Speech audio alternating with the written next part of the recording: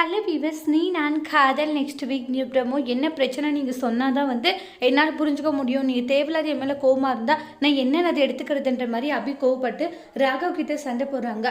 ஓ அப்படியா, என்ன பிரச்சனைன்றதை நான் சொல்லுமா? ஆமான்றாங்க. சரி, எத்தனை நாளைக்கு நான் இதை மறைச்சிட்டு இருக்கிறது, அதனால் நான் சொல்லிடுறேன்றாங்க. அந்த முரளிகிருஷ்ணாவுக்கு உனக்கு என்ன சம்மந்தம்? ரெண்டு பேருமே ரிலேஷன்ஷிப்பில் இருக்கிறது உண்மை தானே, சொல்லு அப்படின்ட்டுலாம் சொல்கிறாங்க. இதை கேட்ட உடனே ரொம்பவே ஷாக் ஆகுறாங்க. அபிச்சே, இந்த அளவுக்கு கேவலமாக நீங்கள் என்ன நினச்சிட்டிங்களான்றாங்க. நான் சொல்கிறத கேளுங்க, நீ சொல்கிறத ஒரு நிமிஷமும் நான் கேட்க மாட்டேன்றாங்க. நீ எந்த அளவுக்கு கேவலமானவனு எனக்கு தெரியும், போதும் நிப்பாட்டிங்களான்றாங்க. அவன் தான் சரியான ஃப்ராடு, எங்களை ஏமாற்றிட்டு இருந்தான் அப்படின்றாங்க. என்ன சொல்கிற? ஆமாம், அவன் எந்த அளவுக்கு ஃப்ராடுன்னு உங்களுக்கு தெரியுமான்ட்டு நடந்த எல்லா ஸ்டோரியுமே சொல்கிறாங்க.